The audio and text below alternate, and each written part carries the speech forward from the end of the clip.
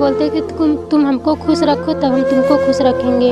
इस चीज़ को लेके हमने तैयार नहीं हुआ कि जिस घर में बिटिया राजकुमारी बन के जा रही थी, उस घर के नौकर से शादी कर दी गई। पति के साथ रात दिन काम खटवाते थे, हमारे पास कभी सोने आने नहीं देते थे। उनके ससुर ने कहा कि तुम आ जाओ, मेरी जो है तुम्हारे बिना हम नहीं रह पाएंगे, तुम मेरी जान हो। कि हमारे पति से जो है गलत व्यवहार करते थे, हमारे साथ गलत व्यवहार करते थे, हमसे हाथ पैर दबाते थे। ये जो है हमारे ससुर हमारे पल्लू हटा के जो है ज़बरदस्ती चेहरा देखते थे, कहते थे कि हमारी बेटी हो तुम, बहू नहीं हो, जो है इस तरह से हमारे साथ करते थे। तो लगातार आपको हम दिखाते रहते हैं, लेकिन एक खबर हम आज आपको ऐसी दिखाएंगे जिसे देखकर आप दांतों तले उंगलियां दबा लेंगे। तस्वीरें अगर दिखा दें तो हमारे सामने एक महिला है, महिला ही कहेंगे अगर शादी हो गई है तो इनके साथ जो घटना हुई है, ईश्वर न करे कि ऐसी घटना कहीं हो। कहीं न कहीं लोग विश्वास पे धोखा खा जाते हैं। इनकी शादी 14 जून 2022 को आजमगढ़ के रामपुर के क्षेत्र में गाँव में हुई थी। उदियामा पोस्ट है। शादी इनकी हुई और इनके साथ घटना ऐसी घट गई कि ये कभी उम्मीद नहीं की थी। माँ बाप ने बिटिया को घर से दुल्हन बना के राजकुमारी बना करके भेजा था कि राजकुमार से शादी हुई थी, क्योंकि बड़े घराने में शादी हुई। हालांकि जब वहाँ जाने के बाद स्थितियाँ धीरे धीरे जब परिवार की खुलने लगी तो पता चला कि जिस घर में बिटिया राजकुमारी बन के जा रही थी, उस घर के नौकर से शादी कर दी गई। हालांकि बहुत ही निंदनीय कार्य है, लोग विश्वास पे आ गए। इसमें कहीं ना कहीं जो शादी विवाह में जो अगुवाई करते हैं उनकी भी कहीं ना कहीं गलती मानी जाए, और विश्वास पे आ करके ये लोग जो है शादी कर दिए। हालांकि उस घर के जब नौकर से शादी हुई, ये चीज़ें धीरे धीरे खुलने लगी। और इसके पीछे का जो उद्देश्य था, हालांकि जो कहा कथित तौर पे जो इन महिला के जो ससुर थे, उन्होंने कहा कि वो बेटे हैं, लेकिन महिला के जो ससुर थे सारी खुराफात जो है उनकी अब तक सामने निकल कर आ रही। बहू को कहते थे कि ये मेरी बेटी है, और जैसा कि इन्होंने ऑफ कैमरा बताया कि जब ये घर चली आई थी, अपने मायके चली आई थी, तो इनके ससुर ने कहा कि तुम आ जाओ, तुम मेरी जो है तुम्हारे बिना हम नहीं रह पाएंगे, तुम मेरी जान हो और तुम मेरी जो है बेटी समान हो, तुम आ जाओ। तो तमाम ऐसी दिक्कतों का सामना जो है इस महिला को करना पड़ा, और इसका सिर्फ उद्देश्य था कि इसके ससुर के पीछे की नीयत जो थी वो काफ़ी गंदी थी। क्या हुआ था, कुछ बताएंगी आप? जी, हमारे ससुर जी जो धोखा से शादी किए, फिर उसके बाद हम लोग के साथ जो बुरा बर्ताव करने लगे। इस चीज़ को जो है एक महीने तक मैंने झेलती रही। फिर उसके बाद धीरे धीरे घटना जो है बढ़ती चली जा रही थी। हमारे पति से जो है गलत व्यवहार करते थे, हमारे साथ गलत व्यवहार करते थे, हमसे हाथ पैर दबाते थे। और एक आपसे आपके ससुर जो है वो हाथ पैर दबाते? जी, हाथ पैर दबाते थे। फिर उसके बाद कभी कभी कहते, हमारी सास कहती थी कि पल्लू ढक के रखा करो, अपने ससुर के सामने खोला मत करो। फिर वही जो है हमारे ससुर हमारे पल्लू हटा के जो है ज़बरदस्ती चेहरा देखते थे, कहते थे कि हमारी बेटी हो तुम, बहू नहीं हो, जो है इस तरह से हमारे साथ करते थे। क्या बहुत। नाम आपके ससुर का है? रविंदर यादव। क्या काम करते हैं? ऑक्सीजन सप्लाई करते हैं वो। अच्छा, ऑक्सीजन सप्लाई करते जी। हैं।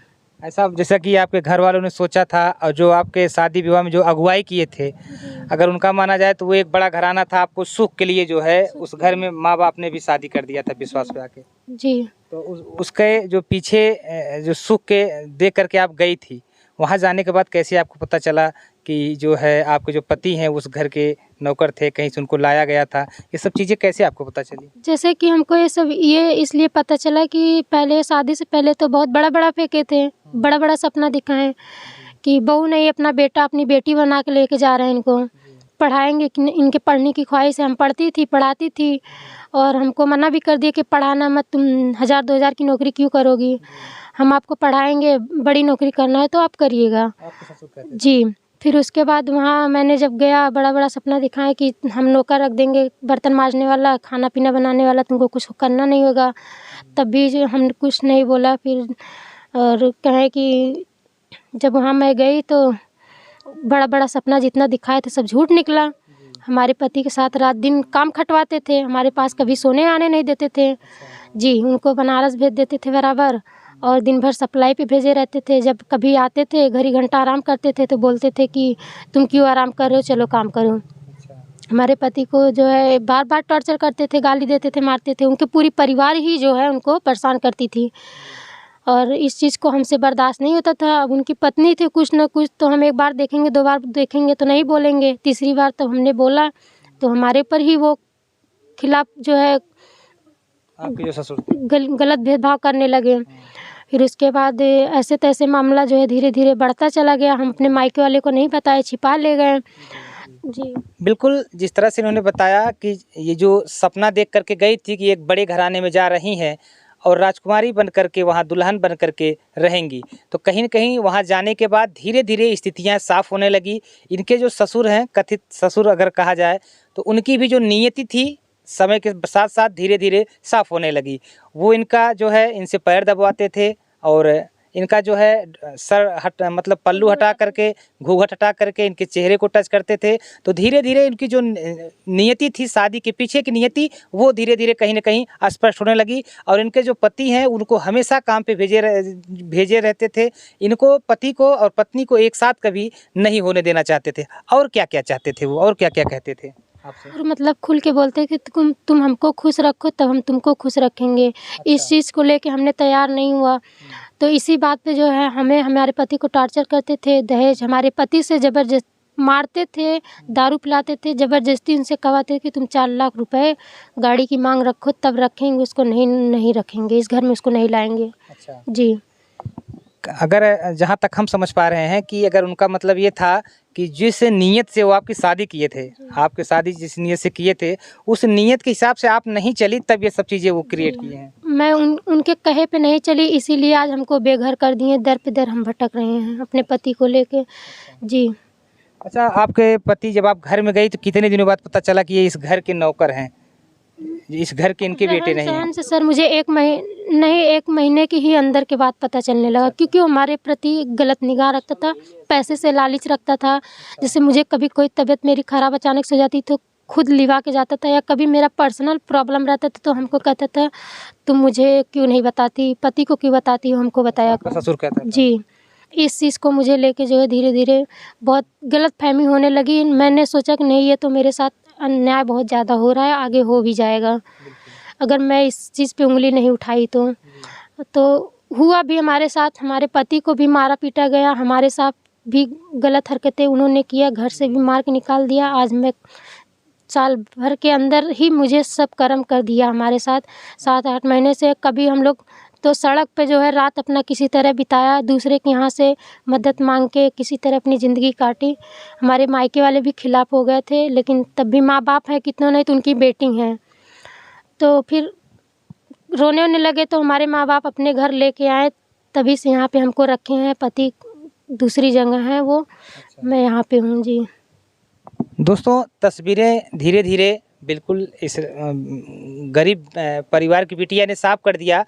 जब उनकी नियति थी, उस पर ये खरा नहीं उतरने लगी, उसका विरोध करने लगी, तो उनको लगा कि जिस नियति से हम शादी किए हैं, वो मेरा काम नहीं हो पा रहा है। तो दहेज का बहाना करके इनके पति को पीटने लगे और खुद दबाव बनाने लगे कि दहेज 4 लाख रुपया गाड़ी दो, तभी घर में रखेंगे, नहीं तो निकाल देंगे।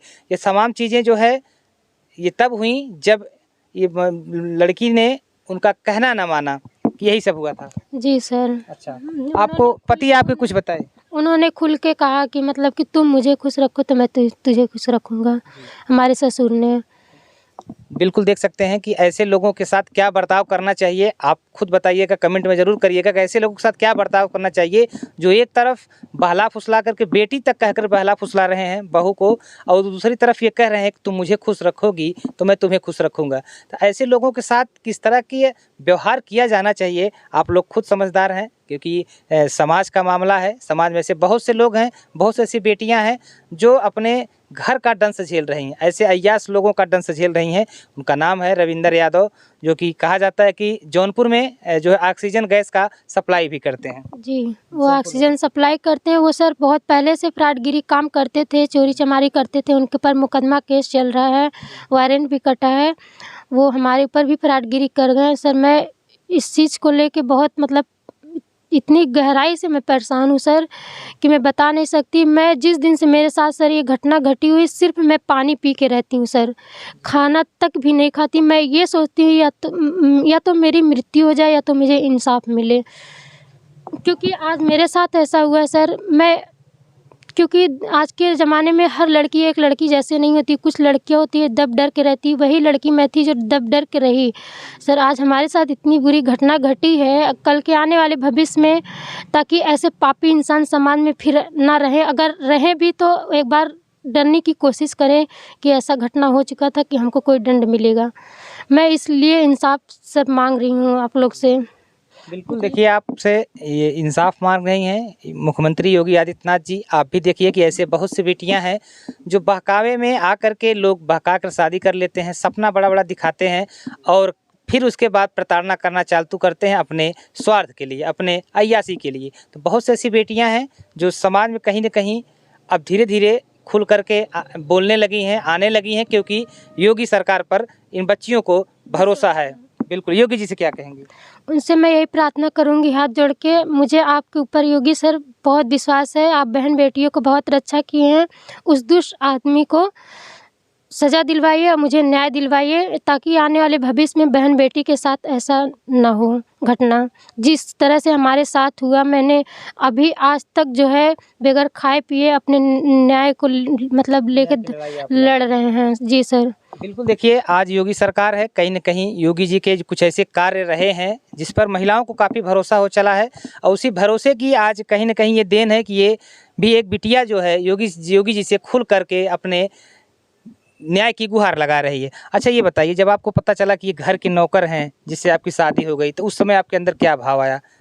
कैसा व्यवहार आपके पति का? सर जब मुझे सच्चाई पता चला तो मुझे बिल्कुल एकदम मतलब चक्कर सा आ गया, मैं बेहोश हो गई थी। मैं सोची कि मेरे माँ बाप से कितना झूठ बोल के शादी किया और मेरे साथ ऐसे-ऐसे कर रहा है, हमारे पति के साथ कितना गलत कर रहा है। अब उनका बेटा है कि नहीं है, कहाँ से चुरा के लाया, उनके माँ बाप को मार दिया, कैसे लेके आया, अब वो सिर्फ़ वही जानता है क्योंकि हमारे पति को भी इसके बारे में नहीं जानकारी है। मैंने उनसे कसम खिलवा के भी पूछा कि आप कहाँ से आए, कैसे कुछ बताइए, बोले बिल्कुल मुझे कुछ भी नहीं याद है। इनको मैं माँ बाप मानती थी और मानते चले आए, लेकिन मुझे नहीं पता था कि मेरे साथ ये विश्वासघातक कर देंगे। अच्छा। जी।